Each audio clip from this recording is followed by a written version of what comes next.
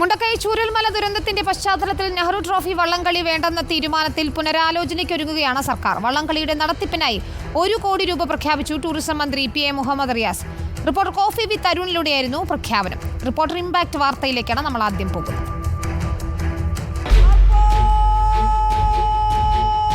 നാടിനെ നടുക്കിയ മുണ്ടക്കൈ ചൂരൽമല ദുരന്തത്തിൽ ജീവനും ജീവിതവും നഷ്ടപ്പെട്ടവരോട് ഐക്യപ്പെട്ട് സംസ്ഥാന സർക്കാർ ഓണാഘോഷ പരിപാടികൾ വേണ്ടെന്ന് വെച്ചിരുന്നു.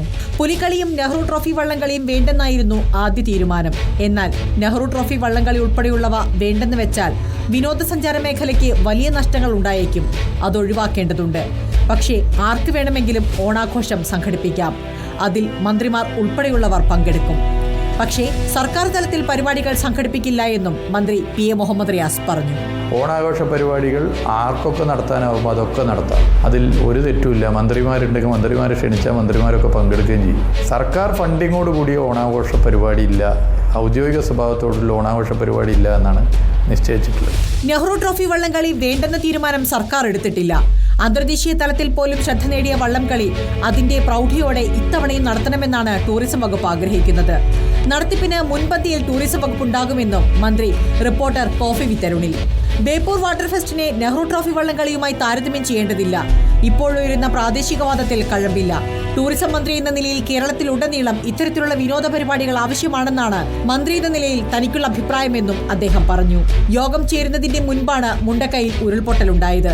ഈ അവസരത്തിൽ ആഘോഷ പരിപാടികൾ ഉചിതമല്ലെന്ന് ഒരഭിപ്രായം ഉയർന്നിരുന്നു. ഈ തലസ്ഥാനത്തെ ഓണാഘോഷത്തിൻ്റെ തയ്യാറെടുപ്പ് മാസങ്ങൾക്ക് മുമ്പാണ് നടത്തുക.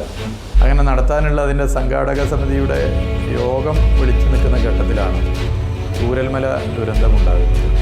അപ്പം അങ്ങനെ നിൽക്കുന്ന ഘട്ടത്തിൽ പിന്നെ ഓണാഘോഷത്തെക്കുറിച്ച് നമുക്ക് എന്തായാലും ആലോചിക്കാനാകില്ല. ജനങ്ങളിൽ മഹാഭൂരിപക്ഷവും സംസ്ഥാന സർക്കാരിൻ്റെ ഓണാഘോഷ പരിപാടി നടത്തുന്നത് ഉചിതമല്ല എന്നുള്ള അഭിപ്രായമാണ് പറയുന്നത്. അതുകൊണ്ടാണ് സംസ്ഥാന സർക്കാർ സംഘടിപ്പിക്കുന്ന സംസ്ഥാന സർക്കാരിൻ്റെ ഫണ്ടിങ്ങോടുകൂടി നടത്തുന്ന ഓണാഘോഷ പരിപാടികൾ നടത്തേണ്ടതില്ല എന്ന് തീരുമാനമെടുത്തത്. എന്നാൽ എല്ലാ ആഘോഷ പരിപാടികളും ഒഴിവാക്കിയാൽ വലിയ തിരിച്ചടിയാവും. നെഹ്റു ട്രോഫി വള്ളംകളി മാറ്റിവെക്കുന്നതിലൂടെ മാത്രം 50 ലക്ഷത്തിലധികം രൂപയുടെ നഷ്ടമുണ്ടാകുമെന്നാണ് വിലയിരുത്തൽ. അതിനാൽ ഓണത്തിനോടനുബന്ധിച്ച് തന്നെ വള്ളംകളി നടത്തുമെന്ന നിലപാടിലാണ് ജില്ലാ ഭരണകൂടവും. അനന്തമായി നീട്ടിക്കൊണ്ടുപോവാതെ ഉടൻ തന്നെ ഇക്കാര്യത്തിലൊരു തീരുമാനമുണ്ടാകുമെന്ന് മന്ത്രി VN വാസവനും പറഞ്ഞു. ഓണത്തോടനുബന്ധിച്ച് ആ ജലോത്സവം നടത്തണമെന്ന ആശയം പൊതുവിൽ വന്നിരിക്കുന്നു, യോജിക്കുന്നു. അത് നടപ്പാക്കാം. ഗവൺമെൻറ് ആവശ്യമായ ക്രമീകരണങ്ങൾ ഉറപ്പാക്കുമെന്ന് ബഹുമാനപ്പെട്ട ടൂറിസം വകുപ്പ് മന്ത്രി ഇന്ന് പ്രഖ്യാപിച്ചിട്ടുണ്ട്.